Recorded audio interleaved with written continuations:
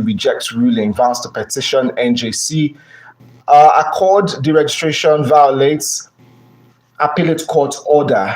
That's from Adeleke. And another court strikes out judgment to deregister APP.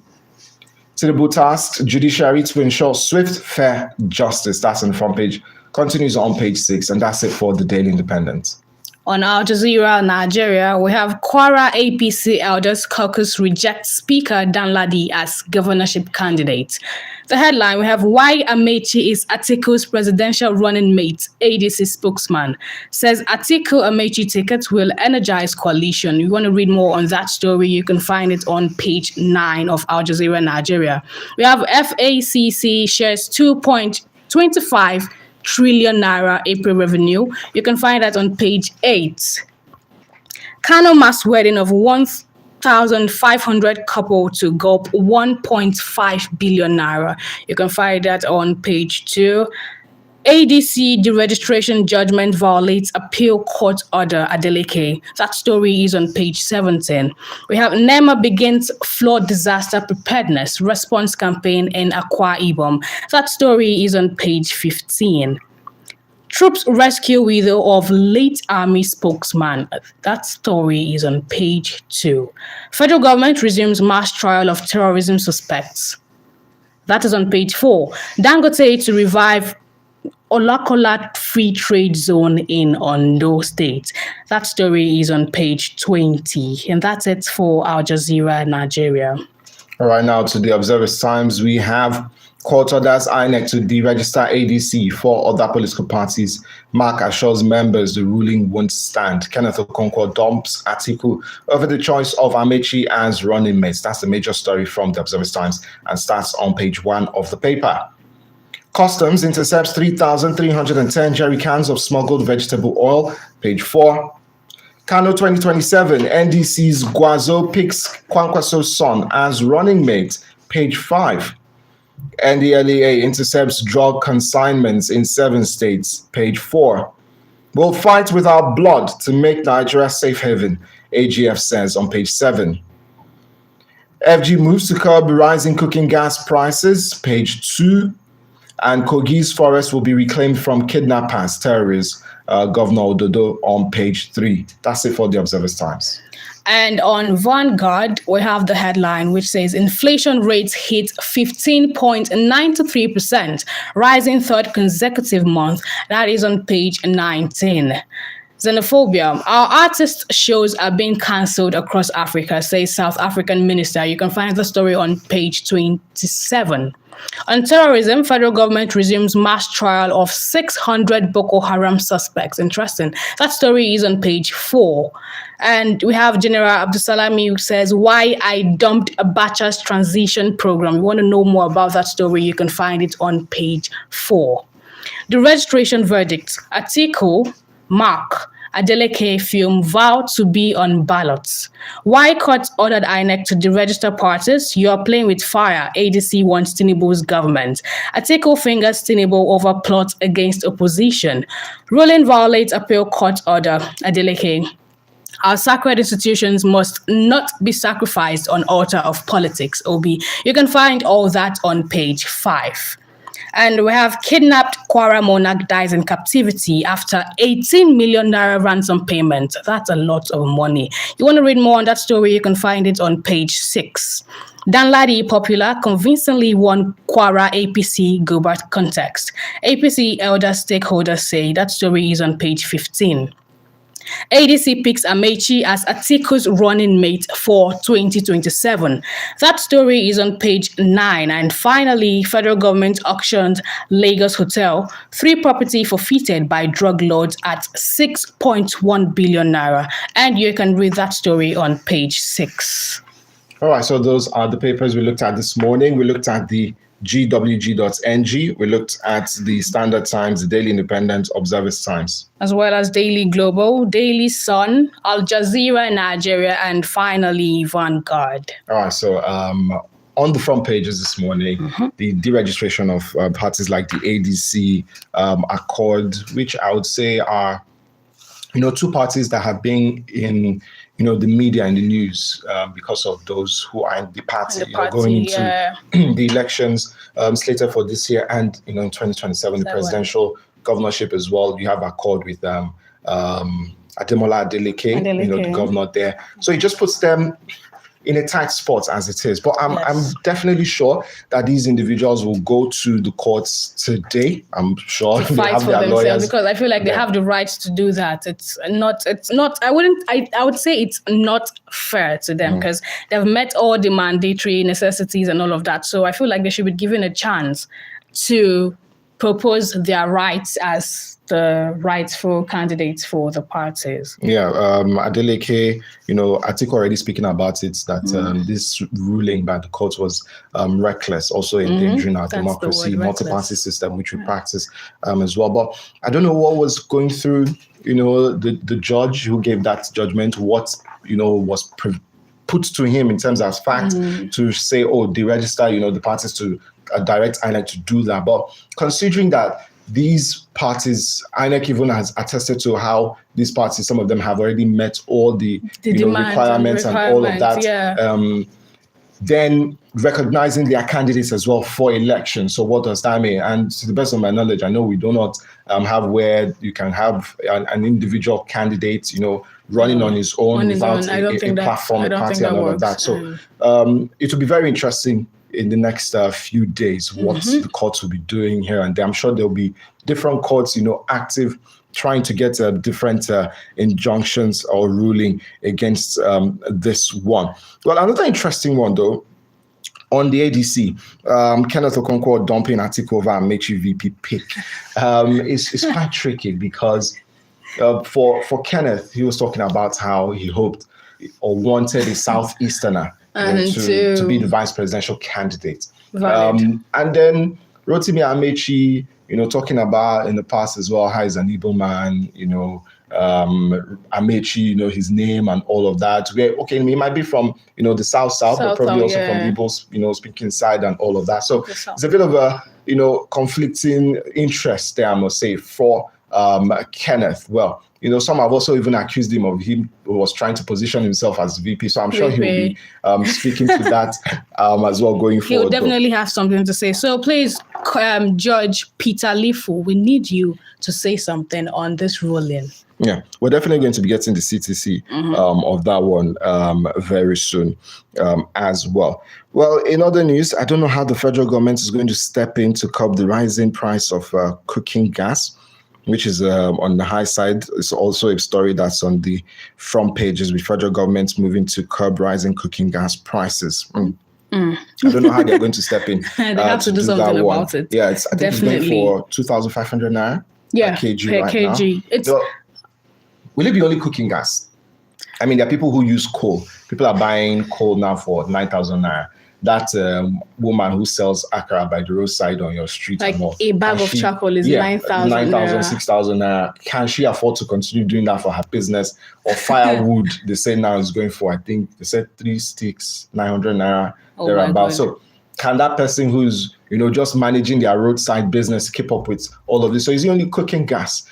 The federal government will try to step in, to solve. And I know that some states, you have their first lady already sharing coal stoves. So it's not even as if the coal as well is even cheap in any way. Cheap, exactly. So you're sharing the coal stove. How do you expect them to get the money to buy the charcoal to be able to use the coal stove? Because I think you need charcoal for it, right? You need to put it and then light it. So it's a whole lot for Nigerians. It's a whole lot. It's frustrating. You don't have this money. How can you expect someone that sells akara? How much is akara? How much is akara? How is she going to raise money to buy a bag of charcoal that's literally 9,000 to 6,000 naira? It's not nice. So if you're the person who's doing that roadside business, food business on your street or your area, increases their price, please do not, blame them in any way. It's due to circumstances they cannot control as well. All right, to the rescue of late General Rabi's, widow, by Nigerian troops. So troops rescue wife of the late General Rabe in Katsina, and some have also asked the question, why now? Why did it take this long? Why now? After the General death Rabe of her lost his life. husband. So it's more like... But it's still good that she was able to return to her family. Not a double tragedy as well for their family. So, but then again, I heard she was rescued with a gunshot injury somewhere. A very sad one. So I'm sure she will get the needed medical, attention as well. That she needs. But once again, just to reiterate that, in Oyo State, we still have kids that are being in the hands of captivity kidnappers for a month now. And the Oyo State governor as well was talking about how he's seeking, police intervention on all of this. So we need urgent action for over 30 urgent days. Intervention. Children. This is, I wonder sometimes how, so it means for over a month, they've not had their bath. They've probably not eaten good food, not brushed their teeth. So it's a whole lot. I mean, you have children under ages of 6 years old, 7 years old, 4 years old. How do you expect these children to cater for themselves? They're under the rain, they're under the sun, walking long distances in the bushes, and then the government is yet to do something about it. So this is us appealing to it's not nice that every day you go on social media, you scroll, you don't see good news. It's mostly banditry, attacking this, bandits kidnapping this. It's a whole lot. It's frustrating. It's even embarrassing sometimes when you're talking to someone and then you tell them you're from Nigeria and the next thing they say is, insecurity, banditry. It's a very, very sad one indeed. And this morning as well, Governor Dodo of Kogi State promising that they will reclaim the forests from kidnappers and terrorists. I know Governor Dodo is one person who has been in the forefront in the fight against, insurgency in the state and insecurity in the state. Doesn't negotiate, according to reports, with them. Doesn't even pay, ransom and all of that, which is a very good approach as well. Go on head on. Do not give them, the reason to think that, they can make money from you. Yeah, they can extort from you. For whatever. And also try as much as possible, to protect your communities. And it's very important because we have a lot of ungoverned spaces in the country, wide areas, that do not have enough security presence or little or to no, security presence. So I think that should be another very important area to cover as well. So hopefully we win the war against insecurity very, very soon in this country. I mean, it's high time. It's high time. Absolutely, it's high time that we do that. And also, it's very important that the president has tasked judiciary to ensure swift and fair justice as well. So, because the judicial process in this country, we have individuals who have had cases not get to court, but they're in prison for years. You keep seeing stories like that on the chance internet. To show themselves. I mean, judges shouldn't we shouldn't have a situation where we feel when a judge gives a judgment and people feel, they've probably collected money, they did this in favor of this. So let's have our judges, put out judgments, be fair, do not look at anybody, this person is a big man or not, and all of that. So it's very important. And very important. How we can also get cases to be looked at very swiftly. There are people who are in prison for years without seeing a judge. Their case is it's very sad. They're even therefore they are accused wrongly of something they did not do. So it's unjust. And they've not gotten fair hearing for it. Until now. Very, very important as well that we have such in terms of our judiciary. So our judiciary has to, make sure, because they're not supposed to look, who and who is who and all of that. You are no one before the court. To every single person. Well, those are the papers this morning. Most of the stories resurfacing as well. But a very funny one, 25, I won't say funny though, but very sad as well. 25 years after, rural Nigeria still faces a broadband gap. So we still have issues of connectivity across the nation. Even those of us in the urban centers, urban areas as well, still struggle. My internet yesterday was down for virtually the entire day as well. What is the problem? Was down for the entire not day only the connectivity, the data usage. I don't understand it. You would subscribe for, I wouldn't call it, so people will not call me broke. But then again, it's supposed to last for like a certain period of time, and then it elapses before that time. So MTN, what is the problem? It's okay, that's your own provider. Okay. So I think they did an outreach not long ago to educate people on why and how their data finishes faster. Yeah, so they did that. Probably you should also check it out I know. on the internet to see if you fall under that category okay, as well. I'll Even do though that. Nigerians rebuffed them, talking about how they've experienced same data, same company in other countries, and we how have a lot of people talking it about lasts that. long though. But yeah, we need better when it comes to internet connectivity, phone calls here in this country, not just the rural areas, the urban areas, but also rural areas need attention as well. All right, let's deviate a little bit to some sports stories. World Cup matches yesterday. The World Cup is very interesting right now, I must say. Let's look at the results. Ivory Coast beat Ecuador by 1-0. Sweden 5, Tunisia 1. Spain and Cape Verde goalless draw. Belgium 1, Egypt 1. Saudi Arabia 1, Uruguay 1. Early hours of today, Iran and New Zealand played out a 2-2 draw. Probably one of the most interesting matches of the World Cup so far. That one as well. But Cape Verde, nobody expected to go in that game and get a point from Spain. But it still means Nigeria Super Eagles are the only team to still have beaten Spain in a World Cup match. We beat them 3-2 World Cup before, so no other African country has been able to beat them. But for Spain, since they won the World Cup in 2010, they've only won 3 matches at the World Cup, 1 each in 2018 and then in 2022. So they've not really had a good time since they won the World Cup in 2010. Well, will they be able to turn things around in their second match at the World Cup? We'll see. Tunisia, very sad one for them. They were pummeled in that one. Their manager was also sacked. Their coach was sacked after that one. And according to reports, Hervé Renard is set to become the Tunisian manager for the rest of the tournament. That's if they can, progress with their remaining 2 matches. Well, there'll be matches later on today as well in the World Cup. France will be going up against Senegal. Iraq will be going up against Norway. Also, early hours of tomorrow morning, we'll have Argentina against Algeria. Austria against Jordan. So Argentina, Algeria, should have our eyes on that one if you can stay up at 2 a.m. 8 p.m. later today is France, Senegal. So that should be a very interesting one as well. I'm really looking forward to that one. I don't know if I can still call Senegal the African champions with all the boardroom stuff going on with CAF. Going up against France should be a very interesting one. France, very solid team.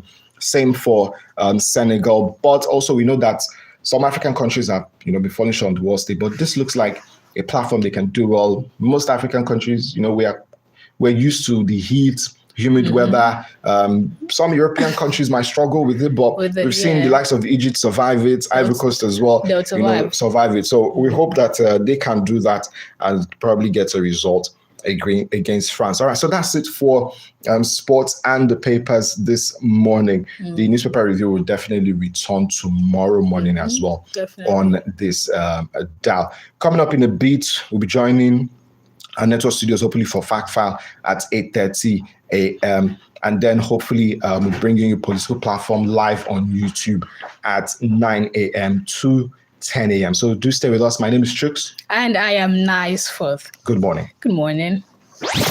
Providing 360 degrees of information and entertainment. Reloaded for today's Niger. Ray power. Ray power. Great power. Ray power. Ray power.